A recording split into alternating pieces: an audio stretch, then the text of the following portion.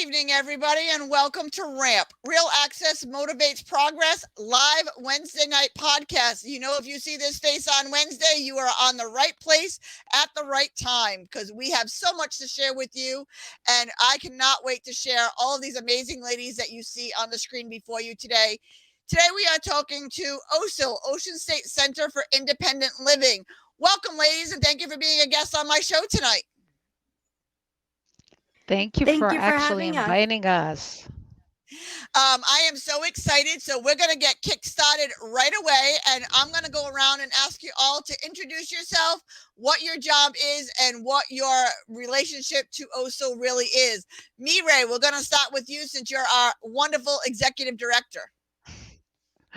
Hello, everyone. My name is Mirai Sayaf, and I'm the Executive Director for Ocean State Center for Independent Living. And what do you do there? What do I do there? I've been, well, for the past 27 years, I was the finance director at OSCIL. And on June 5th of this year, OSCIL's board of directors appointed me the executive director of our center. So I was sincerely humbled and so excited to have been chosen as the leader of this great Center for Independent Living. I truly feel that I am a better person today because of my coworkers and because of the consumers we serve. That's great. And That's what I'm I do. so glad because I love working with you and I get to work with you a lot. Melissa, tell us a little bit about you and who you are and what you do at OSO. So my name is Melissa Rosenberg. I am an independent living coordinator at OSCIL. I specialize in assistive technology and work with our tech program and a little bit of the home mod program and assistive technology. So you wear a lot of hats, and that Yeah, is great. Yeah. Michelle, tell us a little yeah. about who you are and what you do. Hi, Tina. Thank you so much for having us. My name is Michelle Machado. I'm also an independent living coordinator at OSIL. I specialize in the nursing home transitional division. So I transition people back home, help them implement services to get them safely back home and with the services that they need. I also assist in areas of housing. If an individual needs adequate housing in the community, I help to stabilize that housing. I help with Medicaid applications. And then I also do peer supports as well. That's amazing. So another one who wears a lot of hats in the program. So it's amazing. Now, is it true, Mireille, that everybody that works for you has a disability, or is it a combination of both? Actually, our centers for independent living are unique in that they are led and operated by the people they serve, the disability community. Leaders of centers for independent living don't just learn about the disability, they live it. So, more than 50% of OSIL staff positions and more than 50% of decision making positions are filled by persons with disabilities. And more than 50% of the board of directors are persons with significant disabilities. That is amazing. I just love the fact that nothing for us without us, and we're leading the charge for the people that we serve. It is absolutely amazing. Melissa, tell us a little bit about, is there an OSIL in every state, or is this just unique to Rhode Island for those who may not know? Okay, so CILs, or Centers for Independent Living, are in every state. We have one. We're very small. But if you look at a state like California, they probably have 50 or more. Every state is mandated to have one, and they all have the same 5 core services, but each one is also very unique, where they offer things that maybe they're getting funded on a local level or different funding sources. But the idea is all the same. They 50% of their staff, makes decisions, and they they're all the same. So if you are looking for a SIL and you're in another state, you just have to Google Centers for Independent Living in Arizona, and then you can narrow it down to whatever region you're looking for. So every state does have one. That is great. Now, Michelle, how Yes. does OSCIL and Silk differ and this work together? Can you give us a little bit about how that works?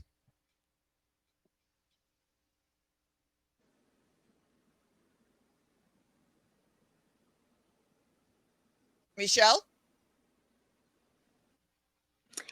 Oh, sorry. So the Silk and Centers for Independent Living, like OSCIL, they work together. So they meet on a monthly basis and they go over policies that affect people with disabilities and how best to address those disabilities adequately. In addition to meeting with me, Ray, they also meet with us as a staff on a one-to-one basis at a time to discuss these issues. That is great. Mireille, tell us a little bit about what differs OSCIL from Silk. Okay, so Silk is the state independent living agency. So basically, they are in charge of the state independent living plan and we have to actually implement the plan that they put in place. So that's what differs the Silk then from the Center for Independent Living. They basically oversee us and we implement the plan that they put in place. That is amazing. Now tell us a little bit, Mireille, what it is that OSCIL actually does and why people should be, interacting with OSCIL. Okay, so basically, just to give you a little history, a Center for Independent Living, they were founded on or guided by the following philosophies: consumer control, peer support, self-help, self-determination, equal access, individual and system advocacy. Us as a Center for Independent Living, our mission is to provide a range of independent living to enhance through self-direction the quality of life of persons with disabilities and to promote integration into the community. So these principles maximize the leadership, empowerment, independence, and productivity of individuals with all types of disabilities and the integration and full inclusion of these individuals into the mainstream of American society. So, as a Center for Independent Living, also views access from a cross-disability perspective, which includes intellectual and developmental disabilities, psychiatric disabilities, sensory disabilities, invisible disabilities, multiple chemical sensitivity, among others. So that's why we always encourage anyone that has a disability to please call OSCIL for anything, even just to pick up the phone for any information and referral. We're right here to help you. And again, we can do advocacy, we can do independent living skills training, we have the information and referral. We also have a peer support. We have transition services and other IL services that I'm sure my staff will get into more detail about it. That is great. They do so much. Melissa, tell us a little bit more about the technology and how you help make sure that people have the proper technology and what that exactly means for somebody who may not know. Okay, so basically the idea behind the tech program is to bridge that digital divide and help get people that are in their homes connected to the outside world, whether it's through social media just for interaction with other humans, or telemedical appointments, online shopping. A lot of people are having a hard time just connecting to the outside, or even because of the pandemic, having somebody come into their home or do shopping, and they might not even want somebody in their home. So being able to do their own grocery shopping, pick what they want, pick the time that it's coming, and then have it delivered to their door, where they don't even have to interact with somebody in person, but they get to make these decisions themselves. They're not at the mercy of, caretakers. So what we started doing was kind of evaluating what it is that people need to accomplish this. And whether it's smart home technology, for example, I have a consumer now who I went to visit her, and I knocked on the door, and I waited about 10 minutes. I understand it does take some people longer to get to the door. But then after 10 minutes, I thought I'm just going to maybe go to the car and call her, and then I guess we'll just reschedule. She came to the door as I was walking away. She had to get into her ceiling track sling herself and into her electric wheelchair and then to the front door to open it. So we started thinking, like, what could we do for her? One, she could have a doorbell where she can see who's out there and speak to them and say, I know you're there, just give me a minute. Or if it's somebody she trusts, she can unlock the door from bed and let them in. She can turn lights on, control her fan. If she has a difficult time controlling her body temperature, regulating herself due to whatever her illness is, she can control the thermostat by herself. And this is just a few things that you can do with Smart Home. And if they don't have a device, maybe they have just a flip phone, which I've seen a lot of still. We can help connect them. We can help get them a smartphone. And I always hear like, oh, well, I'm 96 years old. I'm never going to learn, or I don't want to, or my daughter gave me an iPad and my grandkids use it. We would never give anybody anything that we didn't think that they could use comfortably. So we will keep going back and keep doing trainings, or we'll take troubleshooting calls, but we will make sure that they know how to use what they have, and we'll set it up, and we'll adapt it with apps that work for their disability, whether they're visually impaired or they're hard of hearing. There's an app for everything. There's an app for that, as they say. And it's amazing because technology has done so much. And I'm sure that no matter what their age is, they are so thankful that they'll be able to live independently and be able to do and access everything that they do. And that's where you come in, Michelle, is making sure that people age in place and, get back into the community. So tell us a little bit more of doing that, getting people back to where they belong. Absolutely, I would love to. The Nursing Home Transitional Program, which I helped to run at OSCIL, was originally established to address the Olmstead Act of 1999, which was to help individuals with disabilities live in the community in less restrictive environments. Because as we all know, if we can involve family members or people in the community into an individual's lives, it lessens the degree of depression, isolation, and it makes them be able to live a more whole life.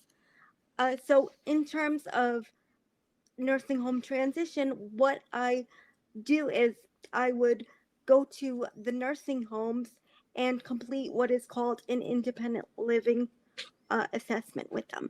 An independent living assessment is a comprehensive assessment that goes through an individual's activities of daily living, whether it be bathing, dressing, meal preparation, personal hygiene. So we would address all of those. I would also meet with the resident care team to ensure that a person is also medically stable. That is key in doing the assessments, as well as ensuring that the person is also self-directed. Because as we know, in order to be eligible for OSCIL services, the person has got to have a presence of a disability, got to be self-directed, and also meet our income guidelines. So once a determination is made that the individual is medically stable, And of course, that means that if they were to be discharged, that they wouldn't be in imminent danger or have a medical emergency. I would then um, talk to them in regards to their housing needs. So if an individual was discharging home and they needed a ramp or a grab bar or a shower chair, we would look at those barriers to lessen them within the home. And I would work with Melissa or in other independent living coordinator in the home access division to address those. If an individual by chance does not have access to a home due to their new acquired disability or their home no longer meets their needs, I would be responsible for acquiring proper housing for them. I do this through Rhode Island Housing, um, and I work with them in order to look at different apartments that are suitable for the individual and that meet their needs as far as whether they have visual needs or physical needs, or in addition, hearing needs as well.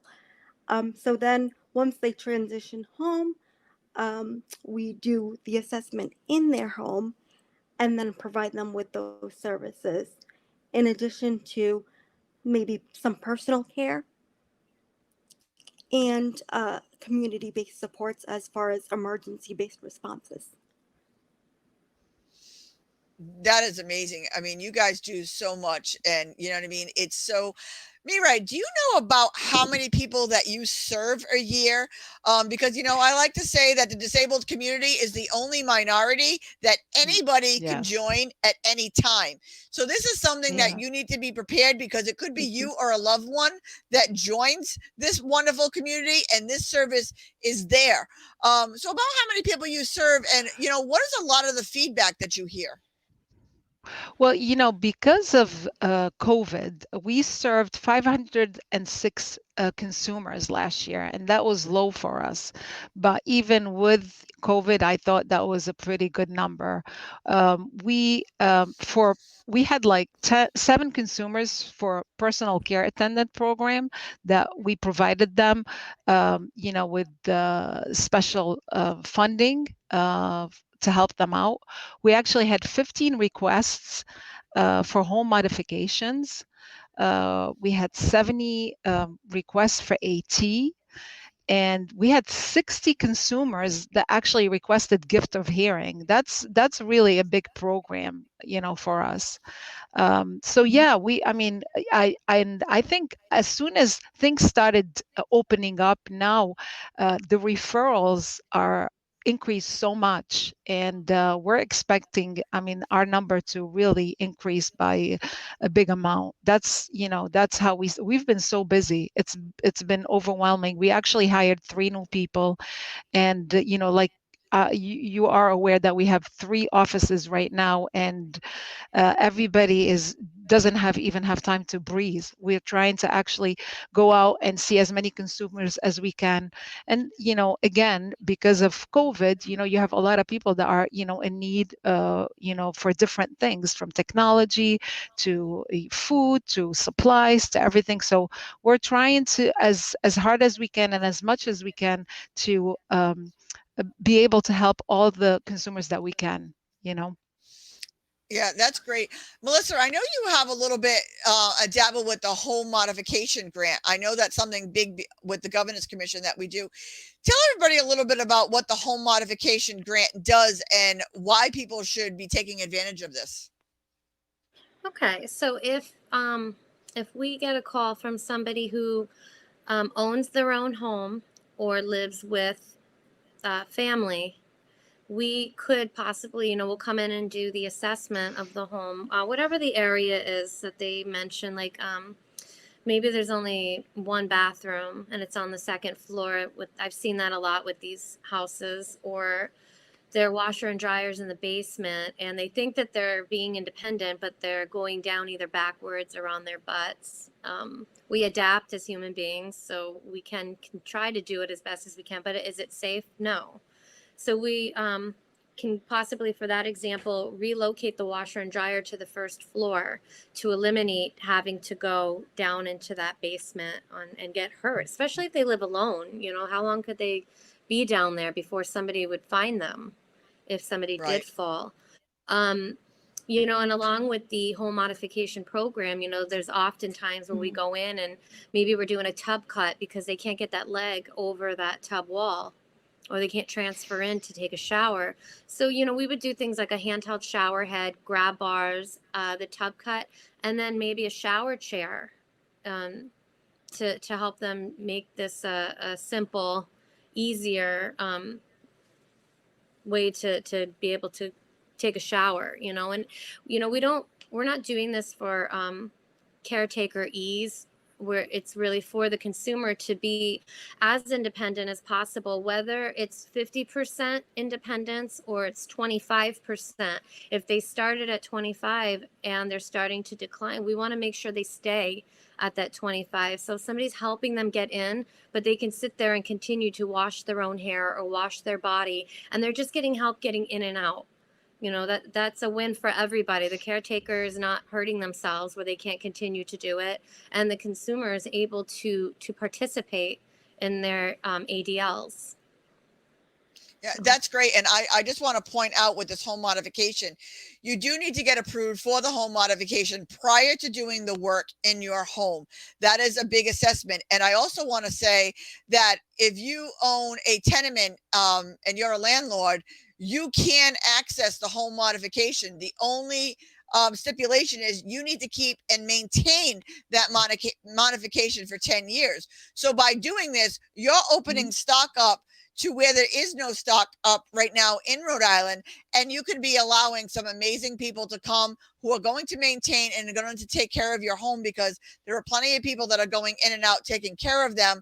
So you can almost guarantee that your home is going to be maintained, taken care of, and having a great tenant.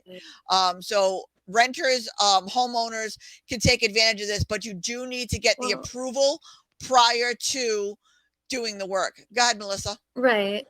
So that is correct for the most part. We can't modify the home of a renter, unfortunately, but as an information and referral, as a call center as well, we're able to connect them to all the resources that we have, where they would be able to get these modifications done, whether it's through their medical insurance or another grant like Habitat for Humanity, who has a lovely program right now and funding, and they're able to help renters. So for us, unfortunately, we were unable to do renters, and that it's heartbreaking. I feel bad about it. Also can't, but you can go right to the state's home modification, and we can do renters because we approve them all the time to the Governor's Commission on Disability. So I just wanted to let you know, I wanted people to know that that option is available. You may not be able to go through OSCIL for it, but you can go right to the governor. Right. It's the same program, just, you know what I mean, a different person doing it.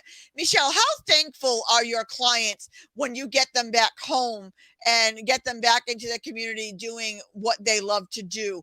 Tell us a little bit about that feeling and what it means for a consumer to be able to be back home. Oh, and you could see it on all over their faces, Tina. It means a ton to the individual that I work with, because as you know, sometimes they have new acquiring disabilities where originally they were, you know, a person living in the community without one. So in cases that I've worked with previously, I've taken individuals, let's say, with a spinal cord injury last year, who sustained it due to a motor vehicle accident, and then had to stay in the nursing home. And then through our program and through our services, we were able to find this individual an apartment, respond with the housing authorities to get the apartment modified, because as Melissa had stated, at times we're not able to do modifications, but we are able to provide AT to these individuals. And then they were able to move into that apartment adequately and live within the community, and now they are seeking employment. So it means a lot, because it changes the trajectory of their lives and is able to make them more independent in the community as a whole. One of the other great benefits of OSCIL in general, I would like to tell you about is even if an individual is over income and over assets for OSCIL services, we do not push them away. Although through our grant funding and policies, we are not able to fund the service and or equipment that they are receiving or home modification, we are still able to do a free assessment for them and provide Yep. those necessary referrals to get the equipment and or home modifications they need. So they never go without. When it comes to our services, we're still able to do those assessments and provide vendors and or durable medical equipment providers with their information so that they can still get the necessary equipment. That is so great. And I love that point that they do. Mireille, Michelle brought up a good point about, how a car accident or a friend of mine got a spinal block last year and, ended up being paralyzed from it. I mean, I walked into a 10-minute surgery and woke up with no use or feeling in my legs. So like I said, the disabled community is the largest minority that anybody can join at any time. Tell us a little bit about the peer support group, because I know, my friend who had the spinal block, when he got to go on the accessible catamaran and I got to introduce him to other people who are living the life that he's living, what a huge difference it made for him. So tell us about the peer support program. I know, we're actually very excited. We're revamping our peer support and outreach and advocacy. So also we'll be sponsoring groups starting in October. And the purpose of these groups is to enable individuals with disabilities an opportunity to share personal experiences and feelings, coping strategies, or firsthand information about techniques to improve independence.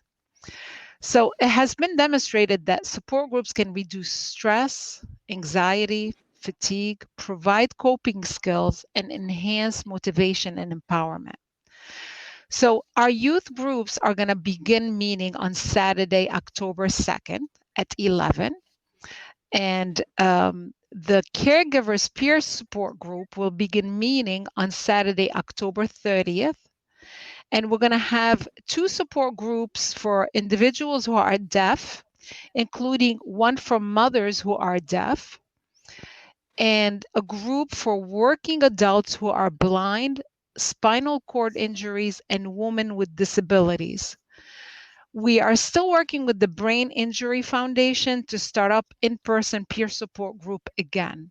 So we have big plans. We're so excited. Linda Hughes has been amazing, and really she got this going, and we're so proud of the whole team. So we're very excited about this. And I know, we're going back to how we started with peer support group and outreach and advocacy. So I'm really excited about the whole project. Yeah, I mean, I'll tell you, it makes a difference when you're not alone in the symptoms and the things that you're going through, that there are other people going through that. My able-bodied family and friends don't understand some of the tweaks and twerks that we go through and, different things that we say. They just don't get it or they don't understand. But talking to your peers and talking to others like you, makes all of the difference in the world. Now I'm going to open this up. Just kind of raise your hand, whoever could answer this question. But, one big misconception is people with disabilities don't work or shouldn't work or can't work. That is a huge misconception, because 50% of the people that you guys employ work and have a disability. So, Mireille, go ahead. I know, this is a really touchy subject, and we've actually been working on it, for the past few weeks with many of our, one of them is our Congressman Langevin, the other one is Senator Reed, in regards to changing or amending the Medicaid policies. And the reason being, I have most of my employees, once they hit a certain income, they have to reduce their hours so they don't lose their Medicaid benefits.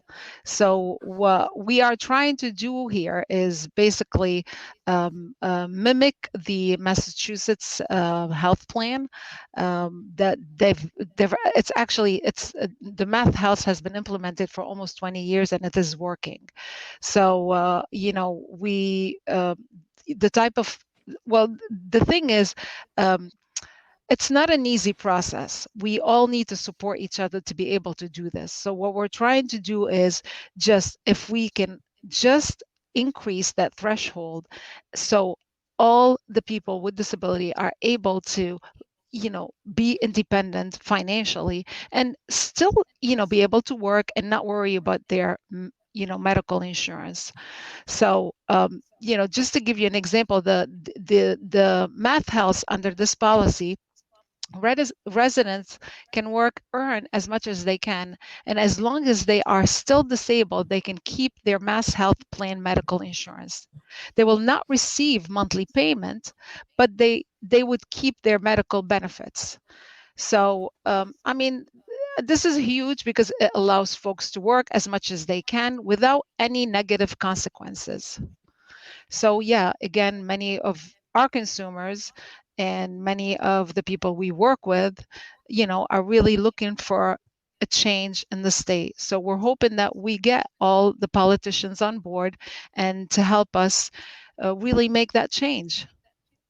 Yeah, because I'm working hard at that. But Michelle, tell Mhm. us a little bit about take away the misconception that, I know you do a walker and you're out and about in town, and you're going into nursing homes and stuff. I may not have a paying job, but I am 60 hours a week, if not more, working from my home. So tell us a little bit about how people with disabilities can function and aid to your business and why you should hire the disabled community.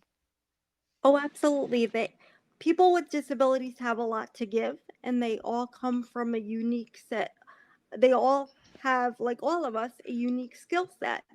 And like Mireille has said, um, we, we all work together, and they would benefit the workforce with regard to self-employment or human services with regard to people with disabilities, or working to working to amend health coverages as they have medical backgrounds, or like we saw at your great event, accessibility is beautiful, artistic abilities. So we definitely have a lot to give to the community.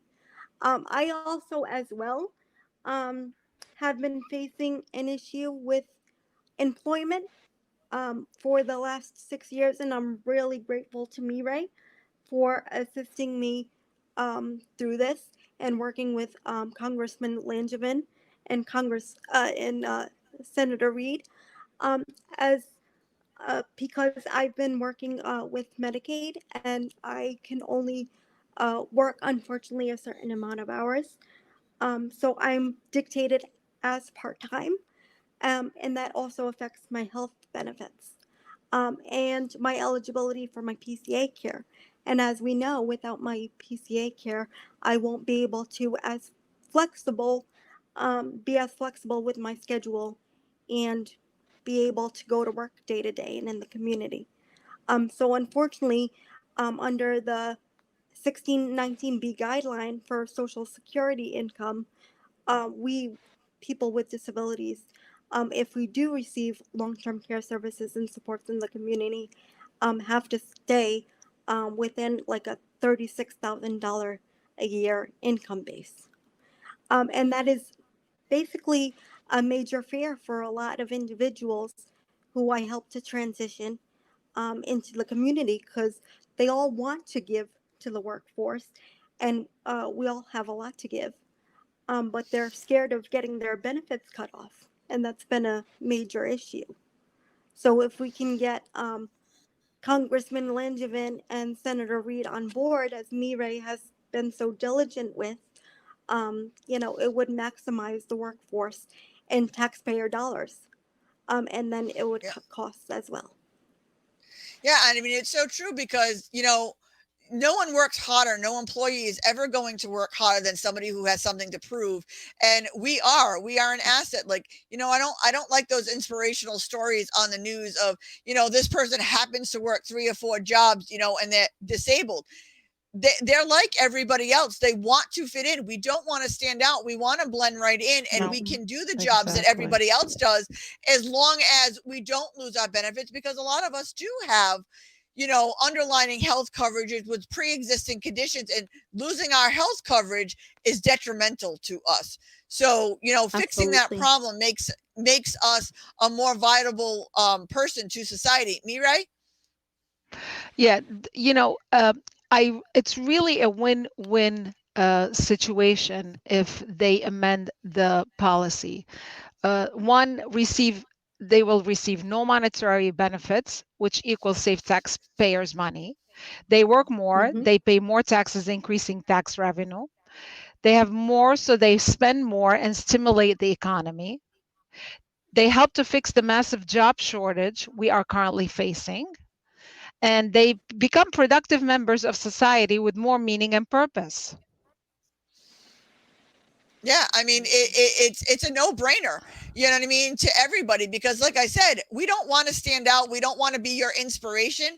We want to blend in. We want to get up every day. We want to be productive. Exactly. We want to do our jobs, and we want to be just valued for who we are, not because we are out. Because, like, I'll tell you, more people will see me out and about at a Walmart or a Target and be like, "Oh, I can't believe you're out." Like I said, just because my hair is brushed and my shoes are on and my clothes may match, see me in an hour, that is not what I'm going to look like. I'm like everybody else, and go out in my Mhm. PJs. But Absolutely. you know what I mean? We may do inspirational stuff like everybody else does, but we're not inspirational because we want to work and we want to have lifelong dreams and aspirations like everybody else. Melissa, can you add anything to that for us? Well, I just want to say that, the work that just Michelle alone does is invaluable. Like, she's helped people that would not have gotten the services and the help if it wasn't for her knowledge and her education and her time. So to see people look at the staff and just consider that they are able to do just as much, if not more, than the other half of the staff. I mean, it's honestly extremely satisfying to see people, change their views. Yeah, it's all a matter of perspective. You can change one person's perspectives to see it from our point of view. You will value what we have to offer. And like I said, you cannot ask for a better employee than an employee that has something to prove. And we all have something to Absolutely. prove because we want to fit in. Mirai, tell us some of the things that you would like to see change in the near future, other than the fact of, passing this bill. But what are some of the other changes that you would like people to see differently?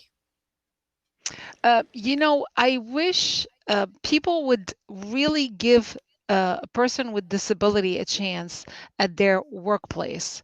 I think people are scared of the unknown, and I wish, that would change. The other thing, I know you're big on going into businesses and making sure that it's accessible, but I hope they really think of the cross disability, not just someone in a wheelchair, but like I said, the visually impaired or hearing impaired. So I would love to see that change. Um, uh, Again, I wish all our policies would change in regards to helping out and getting more money to help people with disability. That's I think we really need that. I know me being also really changed me and made me a better person. And I'm so proud to be working with everyone. When I say, oh, I have a headache, I'm like, oh my God, I can't say I have a headache. Look at Michelle, like, wheeling herself into OSCIL. And I'm just so proud. And, I hope, whatever we can do is going to be better than yesterday. Yeah. Melissa, what are some of the things that you would like to change or you would like to raise awareness for? I'd like to see a lot more sensitivity training with employees and businesses to know what their role is when somebody does come into their establishment, such as how to behave when they have a service dog.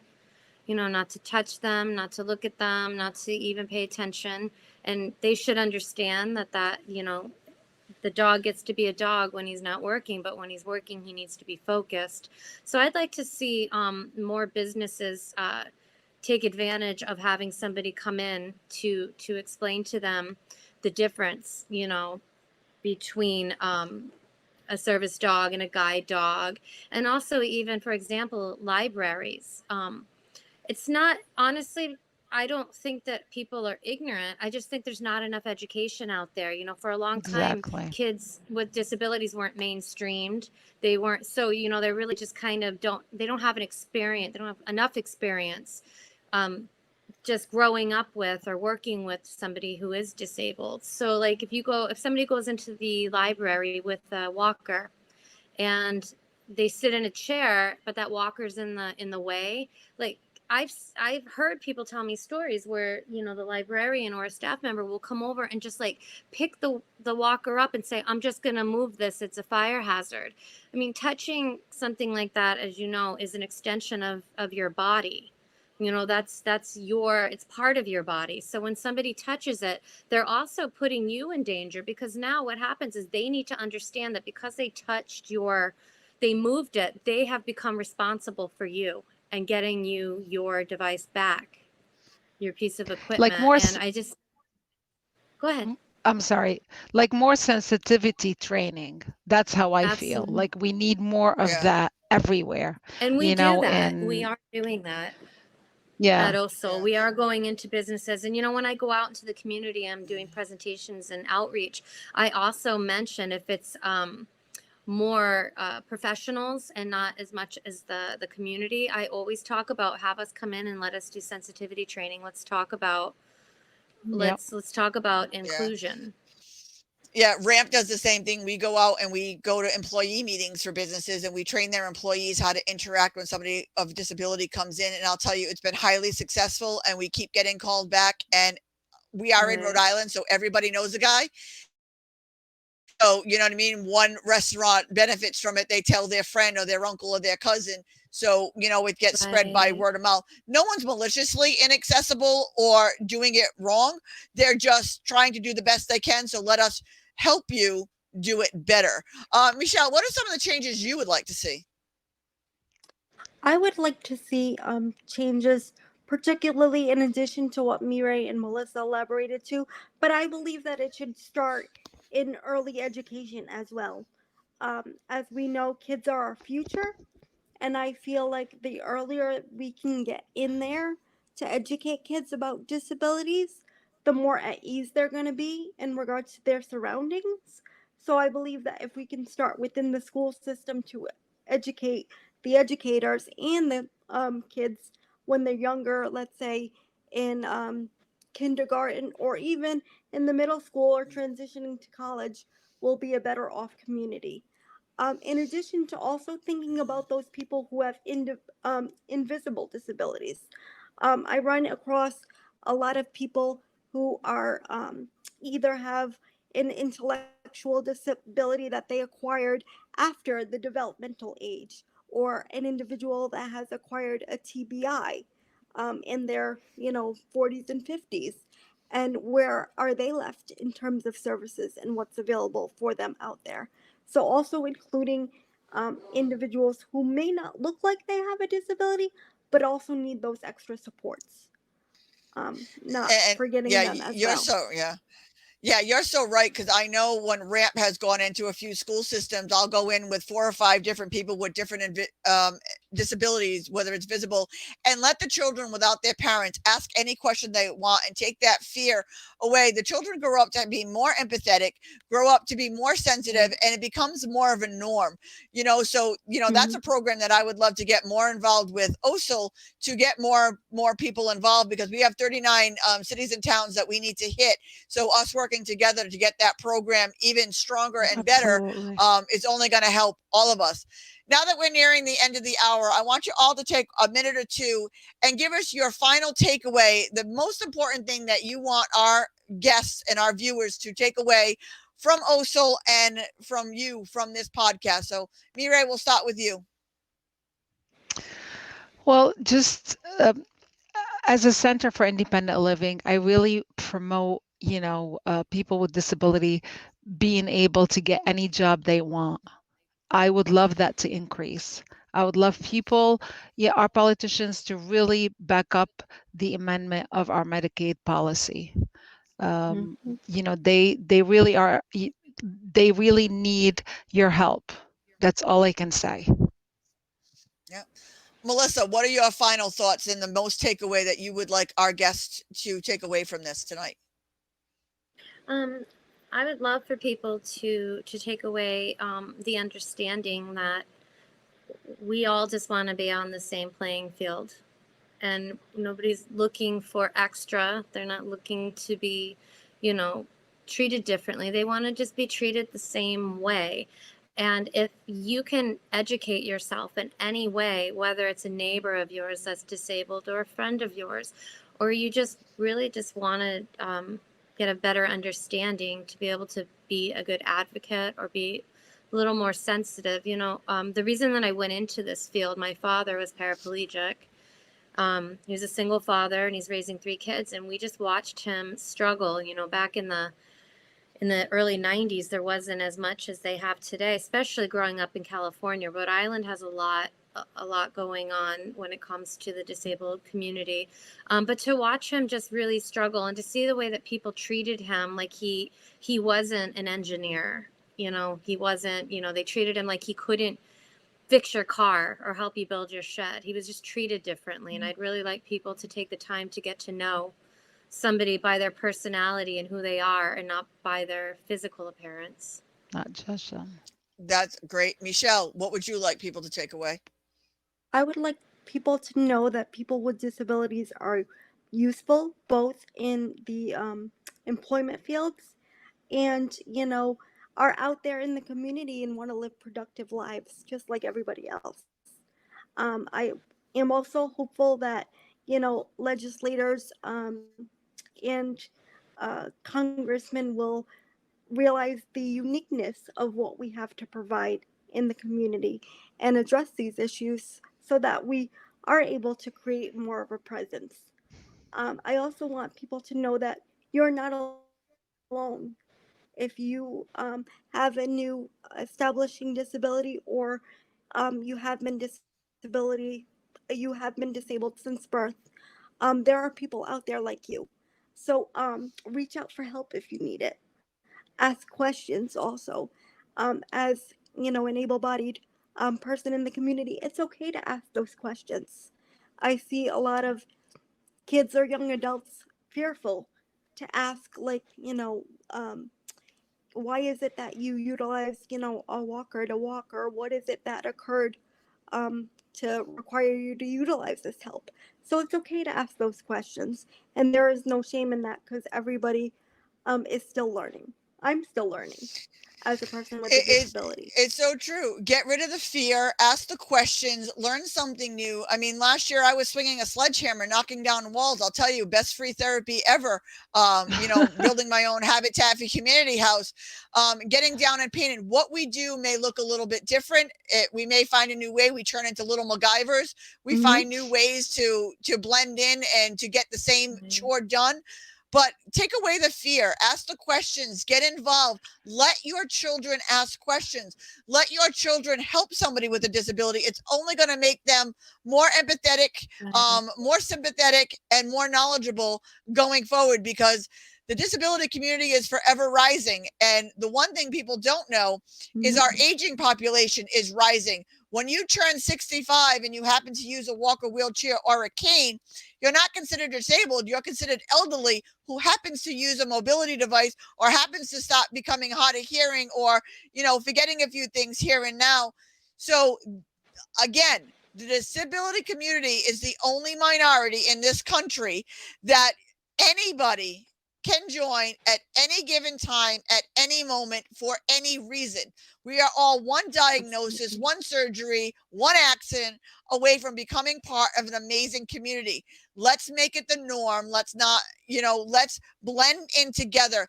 We can't do things without you, and you can't do things without us, because as much as you need we need you, you need us as well, because we keep you grounded and we show you that anything is possible. So make sure you're reaching out. And I also want to thank also for being a huge supporter of the Red Bag Initiative, carrying all of your medical information on you at all times, and it's non-tech based. So go on and grab your red bag at www.rampisinclusion.com. We make no money on this. We donate a bag for every bag that is sold, and we replenish to make sure everybody is safe and all of your medical information is on you. It is secure and safe, and only the medical teams around you know what your medical information. I want to thank you, ladies, for joining me tonight. You have given so much information to our thing. Mireille, give us the website or phone number that people can reach out to OSCIL to learn more. 401-738-1013. And you can also do www.oscil.org.com. Perfect. And like I said, you may not, you may not be in the disability community or know somebody, but I'm telling you, with 1 in 4 individuals in this country having a disability, that's 26%.